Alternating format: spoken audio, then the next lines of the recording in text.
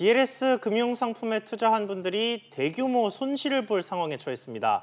이게 상품 설명을 들어도 구조를 알기가 쉽지 않고 또 높은 수익을 낼 수 있다는 말에 가입하신 분들이 많아서 더 문제가 되고 있습니다. 네, 이런 파생 상품 가입할 때 주의할 점은 무엇인지 전유진투자증권 PB 출신이시죠. YG경제연구소 차용조 소장 모시고 자세하게 알아보도록 하겠습니다. 소장님 어서 오세요. 안녕하십니까? 안녕하세요. 네. 네, 일단 그 문제가 되고 있는 DLS 또 DLF 뭐 약간 시청자분들은 저게 뭐야라고 할 수 있을 법한 상품들인데 어떤 상품인지부터 좀 설명해 주시죠. 이 영어로 돼 있기 때문에 뭐 이렇게 쉬운 상품은 아닙니다. DLS라고 말씀을 드린다라면 쉽게 얘기하면 그 금리라든지 환율이라든지 이자율 이런 것들과 연계되면서 투자 상품의 수익률이 결정되는 그런 것이다라고 말씀드릴 수 있겠습니다. 이게 이제 DLS고요. DLF 같은 경우는 DLS가 이제 모아서 펀드 형태로 구성이 된 것들입니다. 따라서 DLF의 기본 성질은 DLS와 같다라고 말씀드릴 수 있겠는데 예. 어찌됐든 투자 수익률이 그 환율이라든지 금리에 의해서 확정이 되기 때문에 변동성 확정 상품이다 이렇게 말씀드릴 수 있겠습니다. 그러면 예. DLF에는 여러 가지 종류의 DLS를 담을 수도 있는 그렇죠. 건가요? DLF는 그 기본적으로 펀드이기 때문에 DLS가 여러 개 이제 담겨 있는 그런 상품이 되는 거죠. DLS 같은 경우는 발행하기 위해서 금융당국의 허가를 받아야 됩니다. 네. 하지만 DLF 같은 경우는 허가를 받지 않고 허가를 못 받은 미인가 은행 같은 경우 기존에 발행된 DLS를 모아서 DLF를 발행하는 그런 형태를 취하고 있는 거죠. 그런데 보통은 이제 선진국의 국채와 연계한 상품에 투자한다라고 하니까 사실 투자자 입장에서 선진국 국채하면은 좀 안전 자산으로 여겨지니까 손실 보지 않을 것 같고 또 은행에서 파니까 뭔가 안전하겠다라고 생각하시는 분들이 많을 것 같거든요. 예, 그렇습니다. 그 점이 상당히 좀 안타까운 점이다라고 저는 말씀을 좀 드리고 싶은데요. 예. 저는 이제 증권회사 출신이다 보니까 증권회사에 오실 때 네. 안전한 상품을 찾으시는 분들은 거의 없습니다.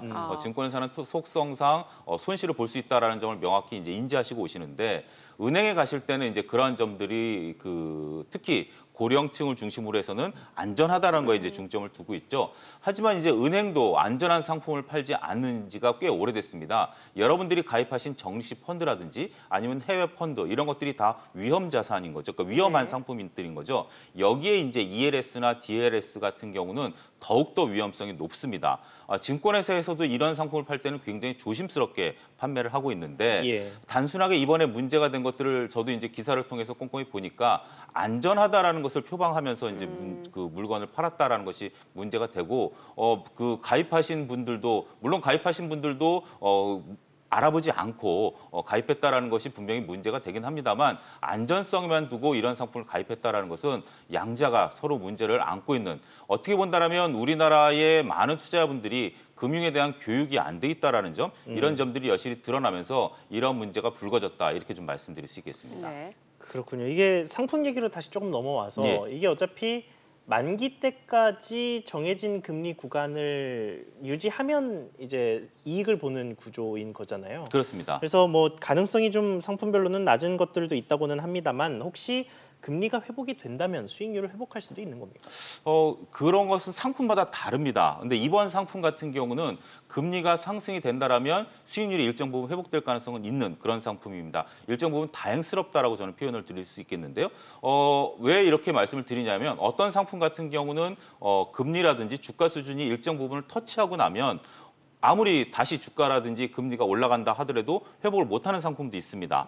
하지만 이번 상품 같은 경우는 단순하게 금리에 연동이 돼 있기 때문에 금리가 이번에 다시 재차 상승하는 모습들을 보이게 된다라면 글쎄요, 뭐 손실을 완전히 회복하는 구간까지 현재 글로벌 경기 상황으로 봤을 때 회복하기는 어렵다 하더라도 일정 부분 어느 정도는 만회가 가능하지 않겠는가 그렇게 좀 예측을 할 수 있을 것 같습니다. 예. 그러면 지금 이 상품에 대해서 좀 얘기를 국한에서 예. 한번 해볼게요. 사실 보통 주식 투자를 할 때는 내가 생각했던 주가가 안 되고 떨어지게 되면은 나는 장기 보유를 해서 원금 손실 구간이 오면 그때 팔겠다라고 생각할 수가 있어요. 그렇죠. 그런데 문제는 이게 만기가 있단 말이죠. 이 DLS는 DLF도 그렇고요. 그럼 이 만기가 도래했을 때 내가 본 손실이 아직 회복이 못 됐기 때문에 이 만기를 연장하고 싶다. 혹시 이렇게도 가능한 건가요? 불가능합니다. 처음에 약정이 된 거죠. 여러분들이 이제 네. 금융상품을 가입하실 때 용어들을 꼼꼼히 체크하셔야 될 것 중에 하나가 그 용어가 모든 것을 설명하고 있습니다. 예. 이것은 만기가 정해져 있다라는 한다라는 것이기 때문에 만기가 도래하게 된다라면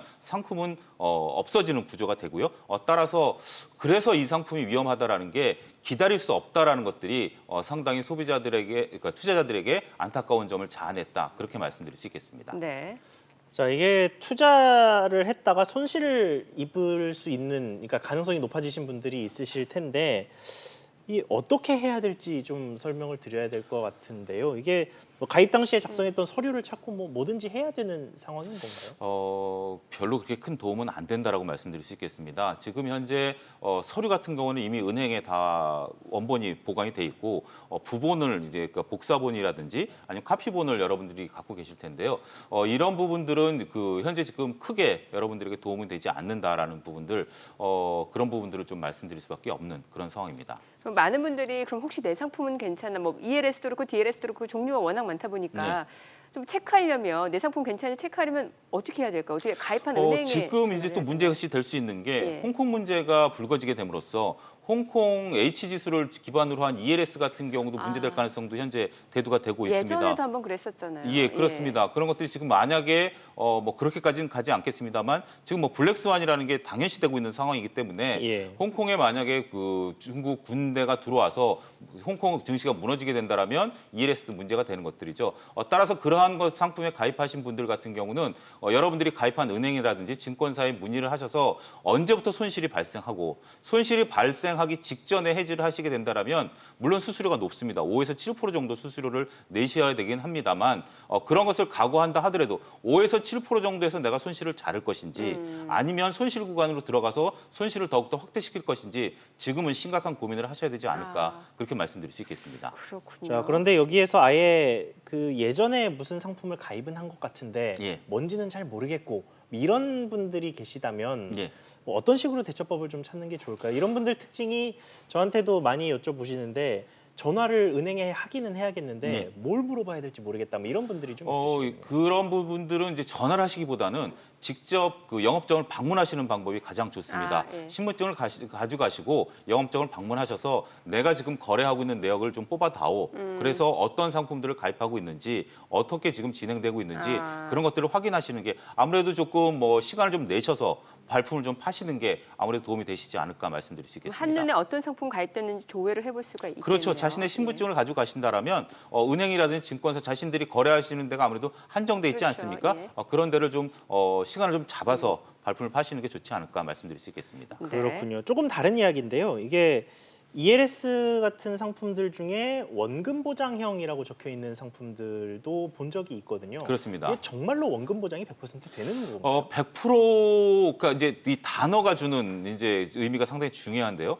원금 보장형이 있고 원금 보장 추구형이 있습니다. 이런 것들도 또 구분하실 필요가 있는데요. 원금 보장 같은 경우는 이제 100% 됩니다. 원금 보장 추구형 같은 경우는 100%가 되지는 않고 있고요. 대략 95% 이상 정도 되는 것들을 하는 부분들인데 원금 보장형 같은 경우는 아무래도 이자가 낮죠. 그래서 이런 상품들에 보통 가입하시는 분들의 특징은 은행 이자보다 높은 이자율을 추구하다 보니까 원금 비보장 쪽으로 많이 선호가 되는 부분들이 높습니다. 따라서 그러한 부분들은 투자자분들의 선호도에 따라서 달리 가입을 하셔야 된다 이렇게 말씀드릴 수 있겠습니다. 네.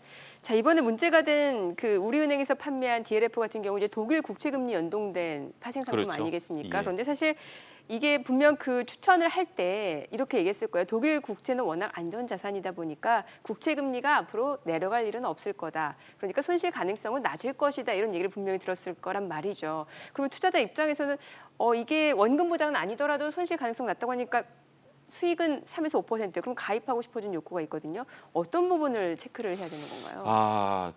좀 민감한 부분인데요. 그 은행 측에서 어떠한 얘기를 할지 모르겠습니다만 국채금리가 그 현재 지금 마이너스 0.7% 이하로 떨어지게 된다라면 손실을 발생하는 것으로 현재 지금 언론에 보도되고 있지 않습니까? 마이너스 구간으로 들어가지 않을 것이다라고 봤는데 그 자체가 패착이라는 것이죠. 은행원들의 특성상 미래의 어떤 그 금리 변동이라든지 주가 변동에 대한 상품을 팔아본 역사가 그렇게 크지 않다라는 점입니다. 따라서 국채가 안전한 건 사실입니다. 네. 독일 국채가 안전한 건 사실이지만 독일 국채도 마이너스로 떨어질 수도 있고요. 미국 국채도 마이너스로 떨어지지 말라는 보장이 없다라는 것들이죠. 예. 따라서 단순하게 안전하다라는 말에 현혹돼서 투자하신다라는 것은 앞으로 투자자분들께서 조심하셔야 되지 않을까 말씀드릴 수 있겠습니다. 아, 예. 네, 그리고 이번에 손실을, 그러니까 DLS, DLF에서 손실을 본 분들 이야기를 좀 종합적으로 들어보니까 이게 그냥 어떤 상품이다라는 설명을 제대로 듣지를 못하고 여기에 사인하세요, 여기에 사인하세요, 뭐 이런 식으로 해서 사인하다 보니까 얼떨결에 가입이 됐다, 뭐 이런 식으로 뭐 그분들의 주장이기는 합니다만 예, 예. 그렇게 이야기하시는 분들이 좀 있던데. 보통 사인해야 되는 부분에 형광펜으로 또 표시를 해주기도 예, 하고요. 그렇죠. 딱 표시한 다음에 예. 이렇게 예. 넘겨서 예, 주시잖아요. 맞습니다. 예, 예. 그래서 그러면 앞으로는 다른 뭐 DLS, ELS가 아니라 다른 상품을 가입할 때도 사인을 할 때마다 물어보는 편이 좀 좋을까요? 당연히 그래야 됩니다. 보통 금감원 매뉴얼에 따르면 그런 것들을 일일이 다 설명을 하고 설명 들었음, 이해하였음을 이제 사인하도록 돼 있습니다. 근데 말씀하셨다시피 은행에서 편의상 그냥 형광펜으로 칠해서 네. 여기다 사인하십시오, 사인하십시오라고 이제 얘기를 하는 거죠. 그게 이제 불안전 판매의 일종입니다. 하지만 여러분들이 사인하는 순간 불안전 판매가 완전 판매로 변하는 아, 변화가 일어납니다. 그러한 사인은 여러분들을 보호하는 게 아니라 은행 직원들, 그 금융당국의 직원들을 보호하는 장치이지 여러분들을 보호하는 장치가 아닙니다. 따라서 여러분들이 거기서 사인을 할 때 당연히 질문을 하셔야 되고 만약에 자그마한 의문이라도 이제 일어나게 된다라면 당연히 되물어야 되고 그런 것들을 그 상대방이 제대로 대답하지 못한다라면 그 상품에 대해서는 가입은 안 하시는 게 좋지 않겠는가 그렇게 말씀드릴 수 있겠습니다. 어떤 사실, 분들은 예. 그런 얘기를 녹음을 해야 된다, 뭐 이런 분들도 있으시던데. 당연히 도움이 되십니다. 그러니까 예를 들어서 그 단답형 그 종이 문서에는 내가 이것을 설명을 듣고 이해하였음이라는 문서밖에 남지 않습니다. 예. 이번에 아무래도 금감원에서 조사를 한다라고 하는데 이러한 문서들이 소비자분들에게, 투자자분들에게 결코 도움이 되지 않을 것으로 보여집니다. 하지만 구체적인 얘기가 진행된 과정에 있어서는 내가 이런 것을 보장을 해다오, 이게 확실하느냐라는 부분들이 분명히 거론이 된 부분들도 있을 겁니다. 따라서 그러한 부분들을 녹취로 남겨놓는다라는 것들도 나름대로 투자자 여러분들이 스스로를 방어할 수 있는 하나의 방어책이 될 수도 있다. 그렇게 말씀드릴 수 있겠습니다. 그러면 제가 금융회사에 가서 설명을 들으면서 내가 이거 녹취를 하겠다라고 이야기를 할 때 그 판매 직원이 거부할 수도 있습니까? 글쎄요. 그거는 이제 판매 직원이 거부를 할 수 있는지는 제가 법적으로는 잘 모르겠습니다만 글쎄요. 모든 프로세스를 녹음한다라는 것을 거부한다라는 것은 나름대로 불안전 판매의 요소가 일부 개입될 수 있다라는 부분들이기 때문에 제가 볼 때는 대부분 그렇게 하지는 않을 가능성이 높다. 그렇게 말씀드릴 수 있겠네요. 네, 알겠습니다. 오늘 말씀 잘 들었습니다. 감사합니다.